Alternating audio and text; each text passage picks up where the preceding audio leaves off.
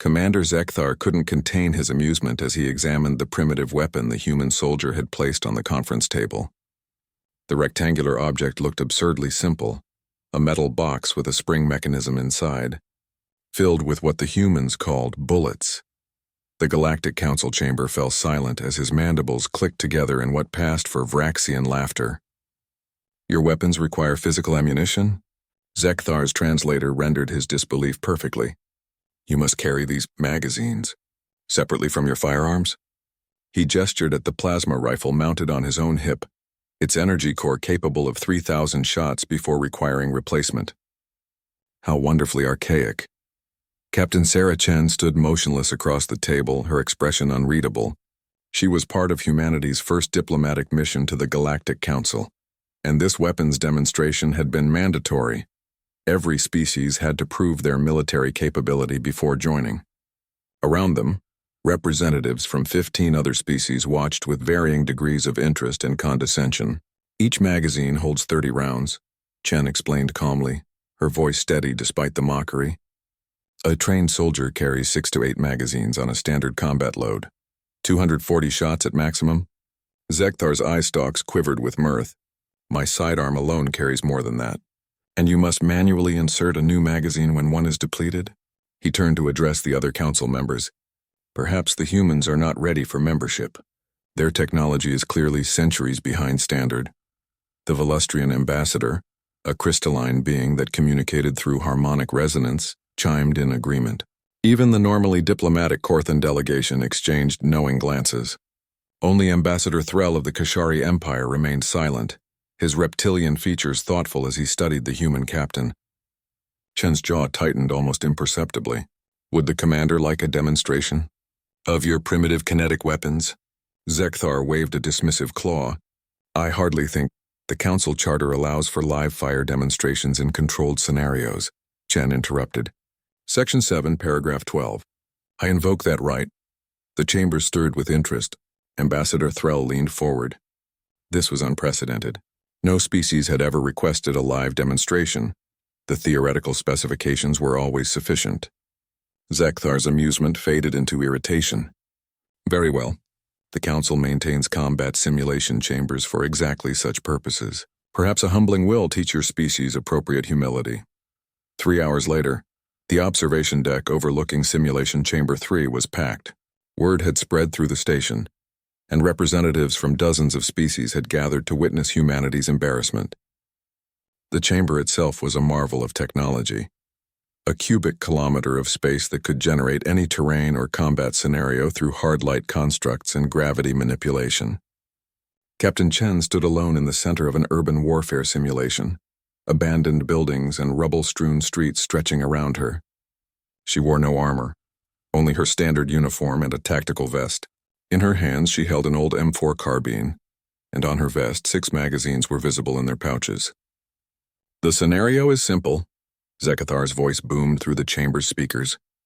12 combat drones, military grade, will hunt you through this environment. Each is equipped with plasma weaponry and tactical AI comparable to a trained soldier. You may begin when ready. In the observation deck, the betting had already started. Most gave the human less than 2 minutes. Chen pressed her radio. "Ready." The drones materialized instantly, spreading through the urban terrain with practiced efficiency. They moved like liquid metal, their adaptive camouflage making them nearly invisible. Their sensors swept the environment, hunting for heat signatures, movement, and electromagnetic emissions. Chen was already moving. What happened next would be analyzed in military academies across the galaxy for generations. The first drone never saw her. It rounded a corner, sensors focused on a heat signature that turned out to be a decoy. Chen's abandoned jacket wrapped around a warm piece of rubble. The 3-round burst that caught it came from a window 2 stories up, 30 meters away. The drone's shields flared and failed. Kinetic rounds, it turned out, didn't trigger energy shields the same way plasma did. They just punched straight through. The second and third drones converged on her position, firing plasma bolts that melted stone and turned glass to vapor. But Chen was already gone, moving through the building with a speed that belied her species' supposed physical limitations. She emerged from a doorway the drones hadn't covered, and her rifle barked twice. 2 more drones fell, their processors shredded by bullets traveling at supersonic speeds. In the observation deck, the chatter had died completely. The remaining 9 drones adapted, coordinating their search patterns using their superior sensors to track her movements. But Chen was thinking 3 steps ahead. She used the urban terrain like a chess master, creating angles where the drones' superior numbers became a disadvantage, where they blocked each other's firing solutions. Her first magazine ran dry after the 6th drone fell. The magazine change took exactly 1.2 seconds. Observers with high-speed visual processing watched her hand move in a blur, ejecting the spent magazine and slamming a fresh one home in a single fluid motion that spoke of thousands of hours of practice. The 7th and 8th drones died in a narrow alley where they couldn't maneuver. The 9th fell to a shot that ricocheted off a metal beam at an angle that shouldn't have been possible, except Chen had calculated it perfectly. The final 3 drones attempted a coordinated assault, coming from 3 directions simultaneously. Chen dropped prone, fired upward through a glass floor at one, rolled and engaged the 2nd through a bullet-riddled wall she'd weakened earlier. The 3rd got close enough that its plasma blast scorched the ground beside her. Her rifle clicked empty. 2nd magazine gone. The drone advanced, its weapon charging for a kill shot. Chen's hand moved to her vest, but instead of reaching for another magazine, she drew her sidearm, a simple 9mm pistol, and put 2 rounds through the drone's central processor before it could fire. Total time elapsed 4 minutes 37 seconds.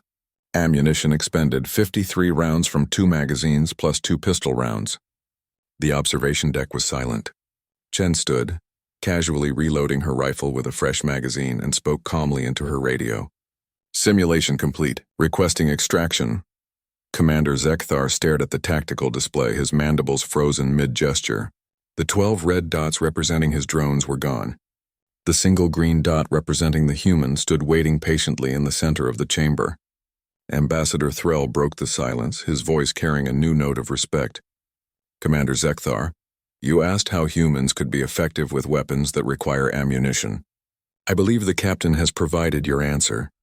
Zekthar finally found his voice. The drones, they are military grade. Their AI was programmed for opponents using energy weapons, Threll interrupted. Weapons with charge-up times, heat signatures, electromagnetic emissions. The humans' kinetic weapons have none of these tells.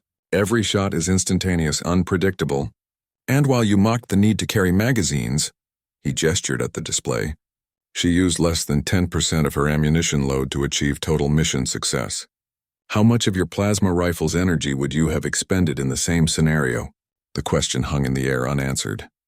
Chen was transported back to the observation deck, where she found herself facing a chamber full of silent alien diplomats. She approached Commander Zekthar and placed a single magazine on the table between them, the same one he'd mocked hours earlier. You asked about our ammunition requirements, Commander, she said quietly.